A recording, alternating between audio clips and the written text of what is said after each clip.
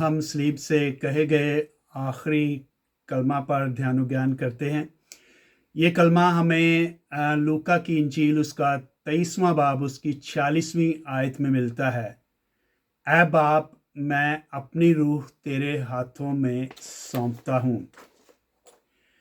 दरअसल ये अल्फाज ज़बूर नंबर 31 उसकी 6ठी आयत से लिए गए हैं। जैसा कि हमने पिछले कलमा के बारे में देखा, ऐ मेरे खुदा तूने मुझे क्यों छोड़ दिया, वो ज़बूर नंबर 22 से लिए गए हैं।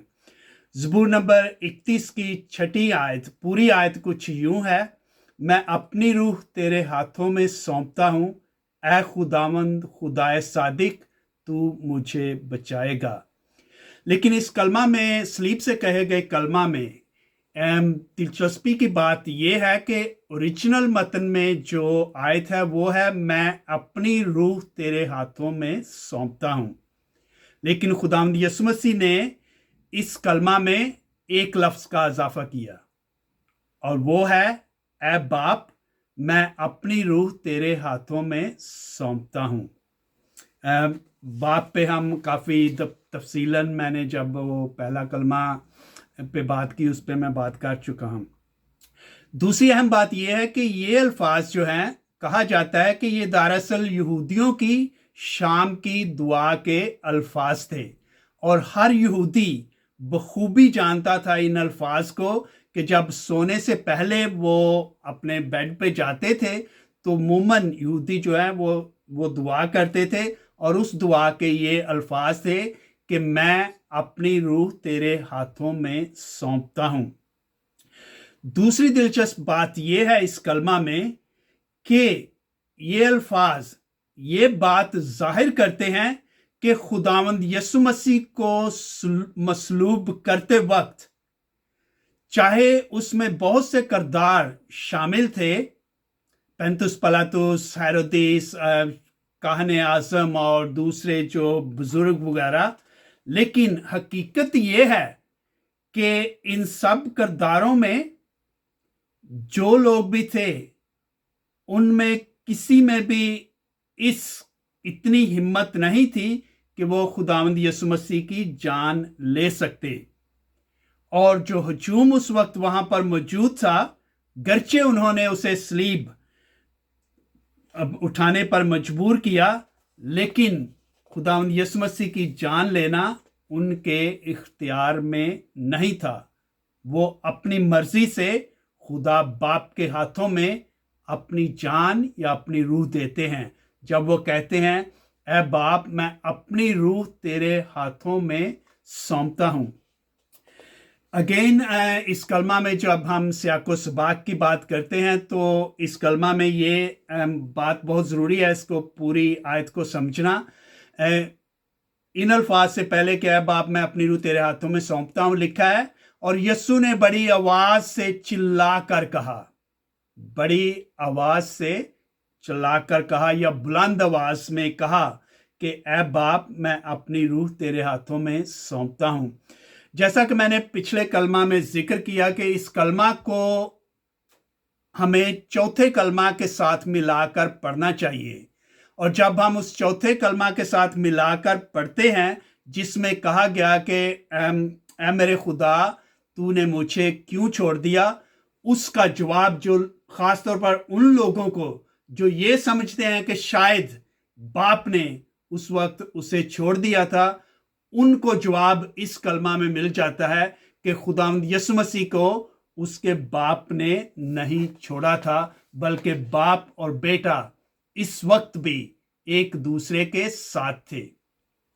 फिर जैसा कि मैंने कहा कि हर कलमे को समझने के लिए हमें यह जरूरी है कि हर कलमा में कुछ कलीदी अल्फाज पाए जाते हैं और उन कलीदी अल्फाज के मानों को, उसके मफहूम को समझना जरूरी है। मेरी नजर में इस कलमा में 4 कलीदी अल्फाज हैं। ऐ बाप, अपनी रूह तेरे हाथों में सौंपता हूं। इस कलमा को आप 4 हिस्सों में ब्रेक डाउन कर सकते हैं। मैं पहले हिस्से पर बात नहीं करूंगा क्योंकि मैं तफसीलन पहले लफ्ज पर बात कर चुका हूं, पहले कलमा में ऐ बाप कि खुदावंद यीशु मसीह ने क्यों कहा और उसका पस मंज़र क्या था। लेकिन जो अगले 3 अल्फाज हैं, अपनी रूह तेरे हाथों में सौंपता हूँ। रूह का लफ्ज़ हम जानते हैं कि ये यूनानी इब्रानी जो है रूआ, यूनानी जो है न्यूमा से निकला है। और अहदे तीक में इब्रानी में रूह का मतलब जो है या उसके मानी जो है वो सांस, जिंदगी, दम और हवा के लिए जाते हैं, और जिसके बहुत से हवाला जात हमें पुराने अहदनामा में मिलते हैं। लेकिन इन सब में एक बात जो है वो वाज़ेह है कि जब जिक्र होता है कि रूह जो है खुदा की तरफ से है, और यहाँ हम रूह कुद्स की बात नहीं कर रहे, हम आम इंसान में जो रूह है, जो जिंदगी है, जो दम है, उसकी बात कर रहे हैं इस कलमा में।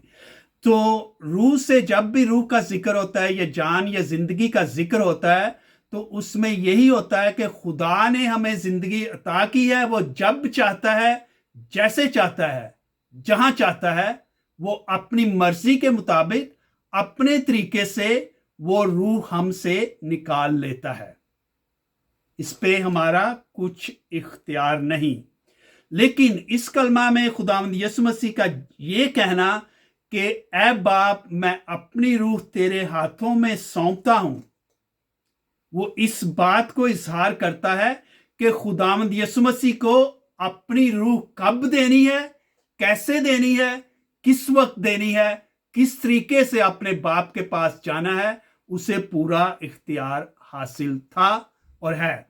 और इसका इजहार खुदावंद यीशु मसीह खुद अपने अल्फाज में करते हैं। यूहन्ना की इंजील उसका 10वां बाब उसकी 18वीं आयत में लिखा है, बाप मुझे इसलिए प्यार करता है कि मैं अपनी जान देता हूं ताकि मैं उससे फिर ले लूं।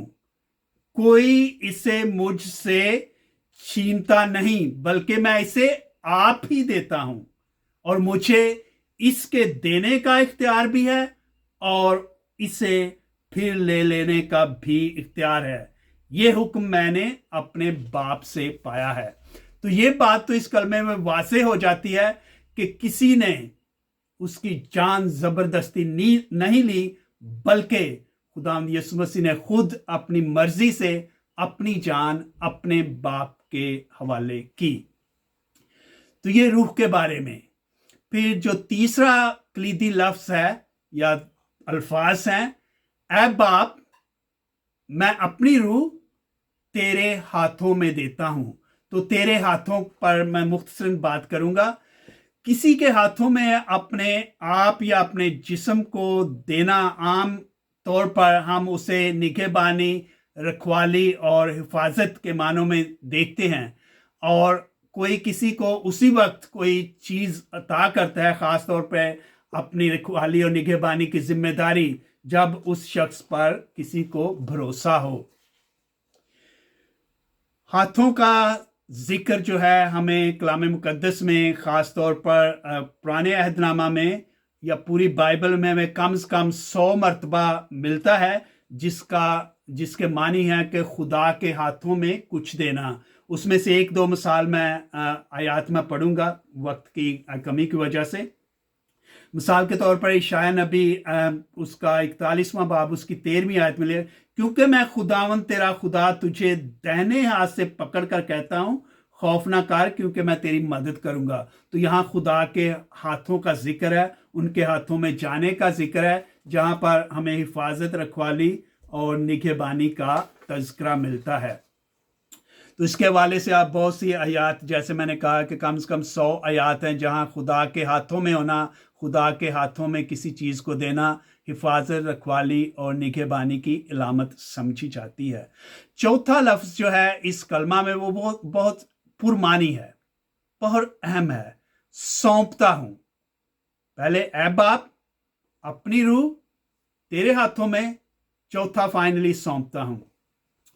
यहूदी इलाहियात या रूहानियत के मुताबिक या उनकी लतूरियाई इबादत में हमें ये अक्सर मिलता है कि ये अल्फाज जो हैं, अक्सर यहूदी जो हैं अपनी जो सुबह की दुआ है या शुक्रगुजारी की दुआ है, اس میں یہ الفاظ استعمال کرتے تھے، اے خداوند میں تیرا شکر گزار ہوں رات بھر میری روح کی حفاظت اور نگہداری کے لیے، اور صبح ہوتے ہی میری روح صحیح سلامت مجھے لوٹانے کے لیے۔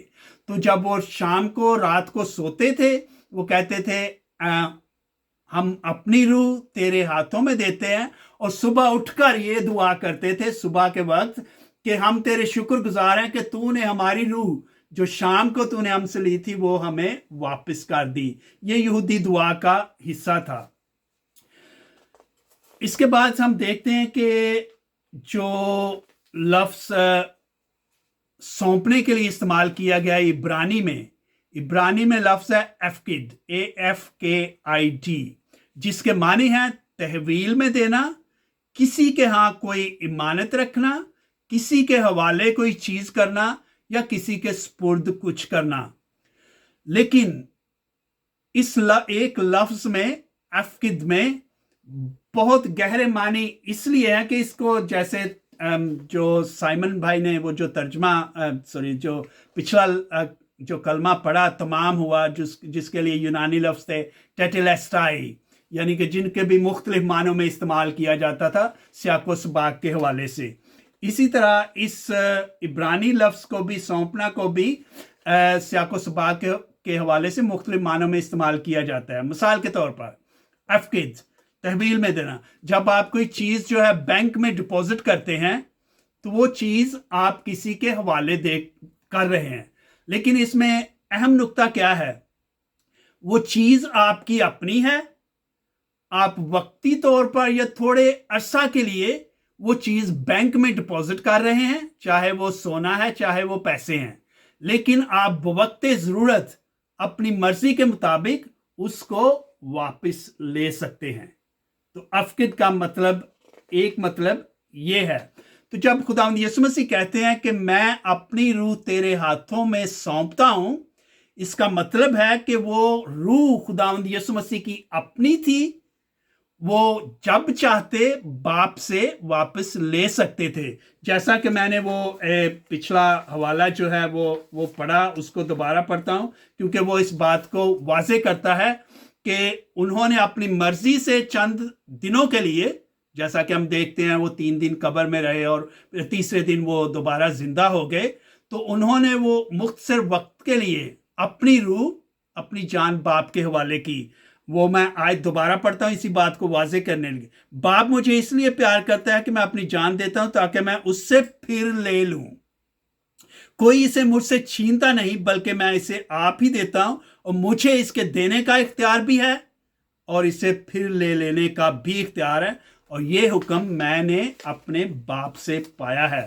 تو افقد کا مطلب انہوں نے اپنی مرضی سے اپنی جان اپنی روح اپنے باپ کے حوالے کی، اور باپ نے وہ روح ان نوشتوں کی تکمیل کے مطابق انہیں تیسرے دن واپس کر دی جب وہ مردوں میں سے جی اٹھے۔ تو اس کلمہ میں جب ہم دیکھتے ہیں کہ جب ہم ان الفاظ کا جائزہ لیتے ہیں، اے باپ سے گہرا تعلق اور رشتہ، میں اپنی روح، جو کہ ہمیں یہ اختیار نہیں ہے روح کو خدا سے اپنی مرضی کے مطابق لینے اور دینے کا، لیکن خداوند یسوع مسیح کو یہ اختیار تھا، اور یہ اختیار انہیں باپ نے خود بخشا تھا۔ تو انہوں نے تیسرے دن مردوں میں سے زندہ ہو کر وہ روح دوبارہ ان میں لوٹ آئی، اور وہ پھر جیسے کہ سائمن بھائی نے ذکر کیا، وہ پھر لوگوں سے ملتے رہے، ان پر ظاہر ہوتے رہے، ان پر جو خدا کی بادشاہی کے راز تھے وہ ان پر ظاہر کرتے رہے۔ تو یہ کلمہ میں کہہ سکتا ہوں کہ اس کو سم اپ کرنے کے لیے یہ کلمہ اعتماد کا کلمہ ہے، بھروسے کا کلمہ ہے، یہ توکل اور ایمان کا کلمہ ہے، یہ نگہبانی اور حفاظت کا کلمہ ہے، اور سب سے بڑھ کر یہ کہ یہ ہمیں یہ یاد دلاتا ہے کہ کس طرح ہمیں بھی، چاہے ہم دکھ اور تکلیف کے مراحل سے گزریں، ہمیں خدا پر مکمل بھروسہ اور یقین رکھنا چاہیے کہ خدا کبھی بھی ہم سے تعلق اور رشتہ نہیں توڑنا چاہتا اور نہ توڑتا ہے۔ یہ ہم ہی ہیں جو خدا سے دور بھاگتے ہیں یا دور چلے جاتے ہیں، اور خدا جب بھی ہم اس کی طرف رجوع کرتے ہیں ہمیں دوبارہ قبول کرنے کے لیے تیار رہتا ہے۔ تو اس کلمہ میں کہ میں اپنی روح تیرے ہاتھوں میں سونپتا ہوں، یہ الفاظ ہم اپنی زندگیوں کے لیے بھی استعمال کر سکتے ہیں کہ جو کچھ خدا نے ہمیں دیا ہے ہم اس کو خدا کے حوالے کریں اور ہمیشہ اس پر توکل اور بھروسہ رکھیں. Thank you.